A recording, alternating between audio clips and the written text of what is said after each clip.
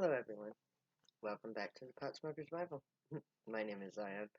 I'm the author of the Pot Smoker's Bible, which contains the prophetic book of Zion, where I get my name and authority. It comes from the Ketuvim, or Old Testament of the Christian Bible.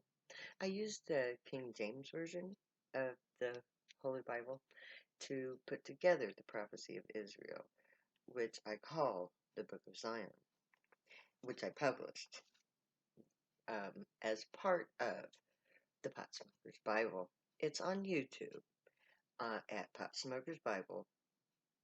All of it is lowercase. In case you want to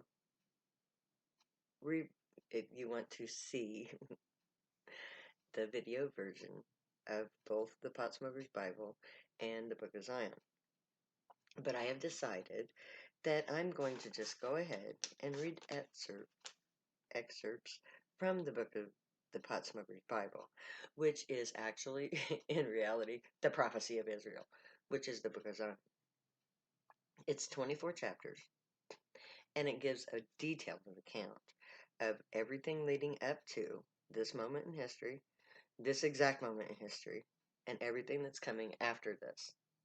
So it's pretty important. So I'm on the second chapter of the Book of Zion today, and it is called the Closed Book. I will be reading from the Book of Isaiah, the Book of Habakkuk, Daniel, and Amos. I won't give you the chapters and verses. It's up to you to look them up yourself if you want to verify that this is actually what the prophecy says. So, shall we begin? Chapter 2, the Closed Book. For the Lord has poured upon you the spirit of deep sleep, and has closed your eyes. The prophets and your rulers, the seers, hath he covered. And the vision of all is become unto you as the words of a book that is sealed, which men delivered to one that is learned, saying, Read this, I pray thee. And he said, I cannot, for it is sealed. And the book is delivered to him that is not learned, saying, Read this, I pray thee. And he said, I am not learned. For the vision is yet for an appointed time. But at the end it shall speak and not lie. Though it tarry, wait for it, because it will surely come, and will not tarry. For precept must be upon precept, precept upon precept, line upon line upon line, here a little, there a little, until the Ancient of Days came, and judgment was given to the saints of the Most High. And the time came that the saints possessed the kingdom. For it is the day of the Lord's vengeance, and the year of the recompense for the controversy of Zion. Surely the Lord will do nothing, but he reveal his secrets unto his servants, the prophets. For the Lord shall rise up as in Mount Perazim. He shall be wroth as in the valley of Gibeon, that he may do his work, his strange work, and bring to pass his act, his strange act. Thus ends the second chapter of the Book of Zion, the prophecy of Israel. This is telling us, as in the last chapter, these things have been determined from ancient times. God put all of the puzzle pieces for the end time scenario in the prophecy of Israel. That is the line by line and precept by precept. So he's telling you in the first chapter that someone has to put these things in order. And in the second chapter, he's telling you that it has to be done line by line and precept by precept. This is how the Book of Zion was put together. I literally took this passage and ran with it. And what I came up with was the prophecy of Israel, which made me the prophetess Zion. It's all part of the prophecy. I'm just telling you what the Bible actually says, as opposed to what you've been preached.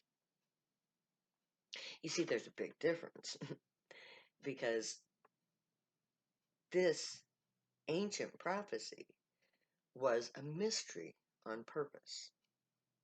It was set forth in such a way that only in the day of the Lord, at the time of his vengeance, in the year of the recompense of the controversy of Zion, that this would come into being. In order for us to understand the prophecy, all of the pieces have to be present so that we can put them in their proper place and see what's really going on. That is what is being said here. It's a sealed book. It's a prophecy that cannot be unraveled until all of the pieces of the puzzle are present. And for that to happen, we have to get to the end time. And at the end time, it will not lie. It will speak plainly. You'll be able to understand every word, every line, and every precept. I understand it perfectly. You have no clue how perfectly I understand it. Because to you, it's a strange act. It's an act that you don't understand. It's something that is like way off in left field. The last thing you expect the prophecy to be saying is what it actually says. Because it's a strange act. And it's a work that he's doing that is strange. What could be more strange than turning everything upside down? And that's exactly what the prophecy does. But we'll get into that later. Right now, we need to talk about the pieces of the puzzle. That is the lines by line and the precept by precept. Now, as we get into the prophecy, all of these things will be made clear. Clear as a bell. Especially for those who are living it. Because that is what this is about. The living out of the prophecy. Each word, each line, and each precept is predestined to occur. And they have. I've been telling you in these videos that all of the pieces are now in place. And the three main characters are Trump, myself, and the people of Zion. Trump puts my people in a position where they have to decide how they're going to become, who they're going to become, what they're going to do, in light of Trump's superior forces, which he's about ready to show you. So he's going to get down and dirty with my people. And my people, where are they going to turn? Are they going to turn to Biden, who has already said that he's not going to defund the police? Are they going to turn to God, me, God's spokesman? That person which speaks for them through the prophecy of Israel. Because that's my authority. It comes from the prophecy of Israel.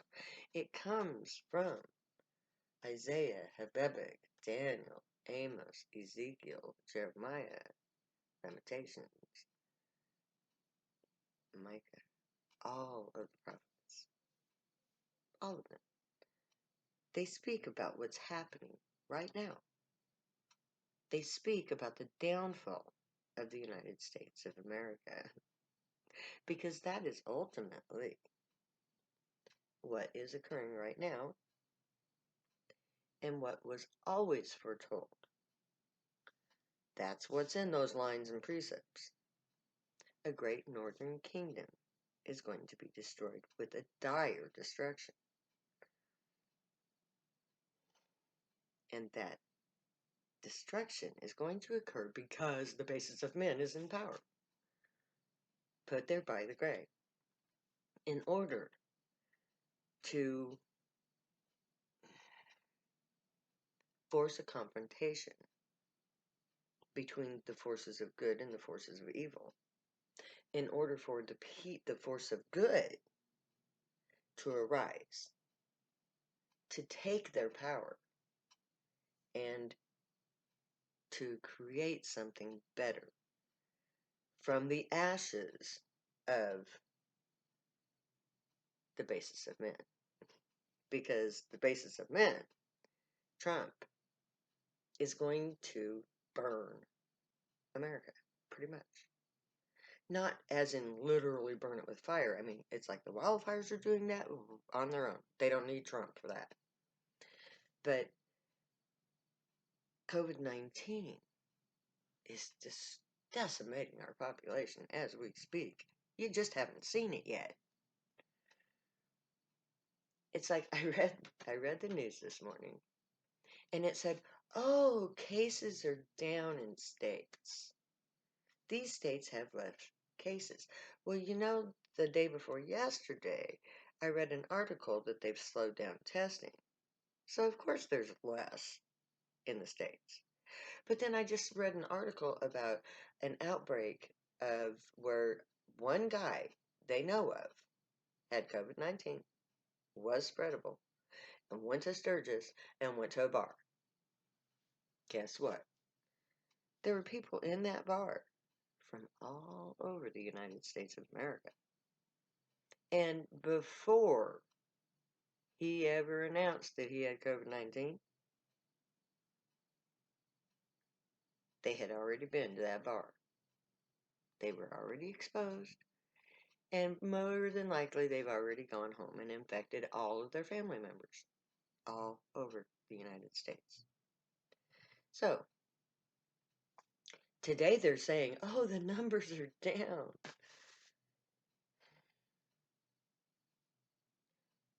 Fools and hypocrites, idiots and liars. They're opening the schools and they're closing the schools and they're quarantining the teachers as they're opening the schools.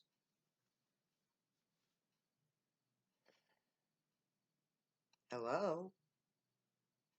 Death and destruction in living technicolor.